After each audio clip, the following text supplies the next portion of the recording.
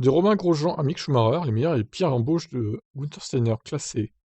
Nikita Mazepin, ah oui, ils l'ont mis dernier, bah oui, hein, logique. Hein.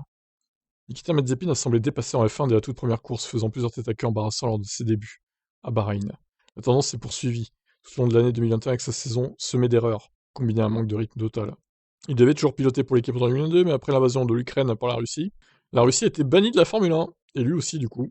Pietro Fittipaldi a eu sa chance en F1 après la chute de Romain Grosjean, lors du Grand Prix de Bahreïn 2020. Lancé dans le Grand Bain, Fittipaldi a performé respectivement lors de son passage de 2 courses avec l'équipe. Alors respectivement, mauvaise traduction je pense. Il a été, on va dire, à des performances acceptables, correctes. Il a terminé les 2 courses auxquelles il a participé à montrer un rythme décent par rapport à Magnussen, se qualifiant à seulement 3 dixièmes à Abu Dhabi. Ouais, bon après Fittipaldi, c'est pas la folie quoi, hein, c'est pas son père. Hein. Esteban Gutiérrez, c'est vrai qu'il a été chez As lui. Esteban Gutiérrez, après 2 années décevantes chez Sauber, il a été placé aux côtés de Grosjean pour compléter le tout premier duo de pilotes pour As en 2026.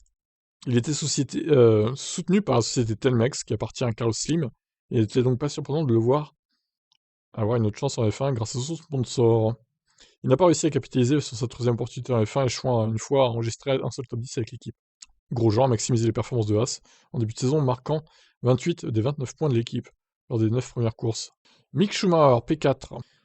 Alors, ils l'ont mis assez haut, mais en même temps logique, parce qu'ils n'allaient pas le mettre après Gutiérrez et Fittipaldi. Non, ça me semble logique de le mettre P4 à Mick. Donc il a battu Mazepin, mais bon, est-ce que c'est vraiment une référence de battre Mazepin? Honnêtement, pas sûr. 2022, il a été soumis à un test sévère sous la forme de Magnussen qui a fait son retour. De manière inattendue, Magnussen avait l'avantage sur son coéquipier moins expérimenté, mais les chutes très médiatisées et coûteuses de Schumacher ont fait monter la tension. Ah oui, il s'est craché trop de fois en 2022. Non seulement Schumacher n'a pas réussi à capitaliser sur la forme impressionnante de Haas en début de saison, mais il a coûté à l'équipe des millions de dommages causés par des accidents.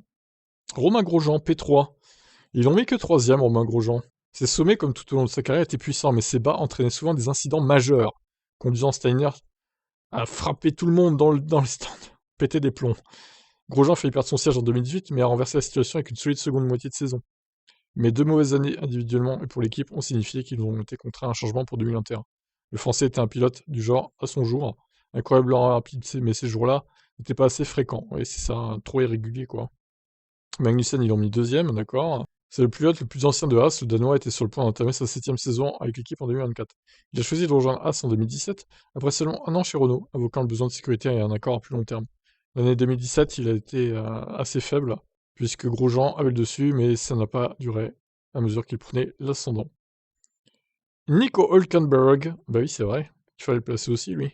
Il y a sans aucun doute en termes de capacité pure Hülkenberg, qui est le meilleur pilote que Haas ait vu conduire sur ses voitures, même s'il n'a passé qu'un an avec l'équipe Haas, Hülkenberg a fait preuve d'un rythme et de performance exceptionnels, quelque chose qui a manqué au fil des années à Haas. Il a atteint la Q3 à 8 reprises en 2023 pour l'équipe qui a terminé dernière de la saison au championnat constructeur. Son manque de points n'était pas de sa faute, car le rythme de course de Haas était chaotique aux prises avec l'usure des pneus.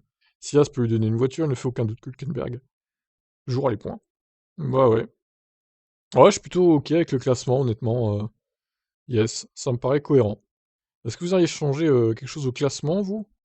Vous auriez mis un pilote plus haut, un pilote plus bas? Dites-moi en commentaire. Moi, je suis ok avec. Ciao.